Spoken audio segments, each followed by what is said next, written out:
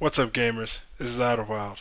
If you're enjoying the content on my channel, make sure to hit that like button and make sure to hit the subscribe button so you can join in discussions and contribute to the channel. Today we're going to be taking a look at Milestone award winner Allen Robinson.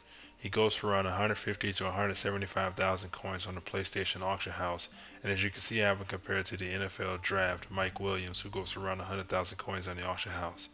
I was struggling trying to find a place for Allen Robinson, somebody to compare him to, because I was trying to find what he was good at on the field and what he was bad at.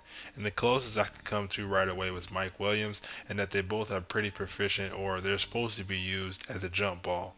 So let's take a look at some film to see if Allen Robinson's worth that price tag on the auction house. So for a big receiver who isn't that fast like that, blocking is pretty much essential to making him useful on the field. I mean, if you're big, slow, and you can't run routes, at least you should be able to block. And for Allen Robinson, that was kind of 50-50. As you can see here, sometimes he's going to be able to hold his block, but plays like that one right there, he doesn't hold his block. And I know that he's going against a linebacker who has pretty high block shed, but if you can't put him on the outside and you want to throw him in a slot because of his height and you want to use him against the seams, sometimes he's going to have to block linebackers, and he doesn't do a good job at that. So I give him a B to a B plus in blocking, because the smaller corners he was able to block, but the bigger corners like Jalen Ramsey and Night Train Lane and some of those guys he wasn't able to block. Now when it comes to the aggressive catch, he was 50-50 down the well. Sometimes he would catch it, and sometimes he would catch it in traffic, and then sometimes he wouldn't. And you're seeing that on full display here. Sometimes he has these one-on-ones and he drops the ball, and the other times he catches it. Maybe it's because the aggressive catch was nerfed, but I'm trying to find a role on him on offense. Is he my big jump ball receiver? Is he my aggressive catch receiver? Is he my possession receiver? Is he my run blocking receiver? I I'm trying to find a role on him on offense where I can use him to the best of his abilities.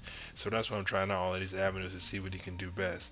And now when it came to catching in traffic using the possession catch and rack catches, he was 50-50 on that as well too. Sometimes you can see right there he'd be able to catch it and hold on to it, and other plays like that he won't hold on to it.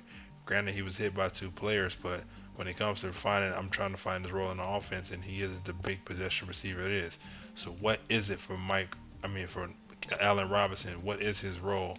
And I found that the best place to use him was in the end zone, and to use his height to win one-on-one matchups. That's pretty much what it was. Use his height, his agility, and his route running, which isn't the highest, but use his height and his body to be able to win one-on-one matchups in the end zone and in the open field.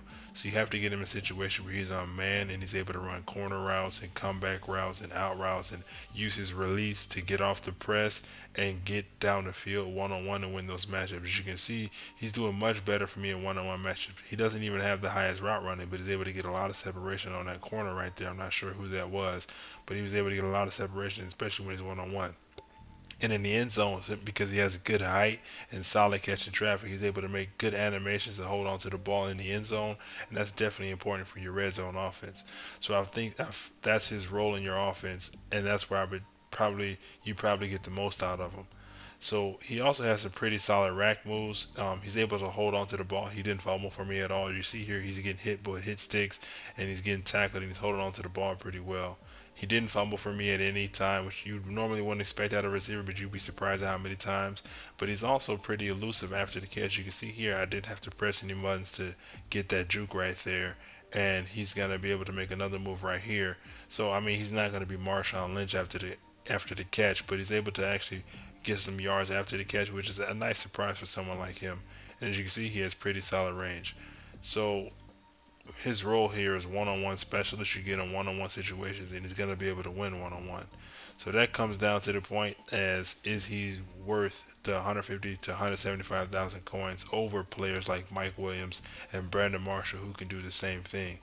I'm going to say it's iffy. If you're going to max out all three chemistries on this card, the chain mover, deep threat, and slot expert, then I'm going to say yeah, simply because if you can count on him on one-on-one, that's something you know that you can win that in your offense. Even though I don't think he's better than Mike Williams and Brandon Marshall, if you can max out those chems, help the rest of your team out, and you're able to know that you can win most one-on-one situations, he's worth it. But if you're not going to max out the chems, I definitely recommend going with Brandon Marshall or Mike Williams, whoever those two you prefer. That's it for this video. If you like the content, please like, favorite, and subscribe, yo. And I'll see you around. Peace.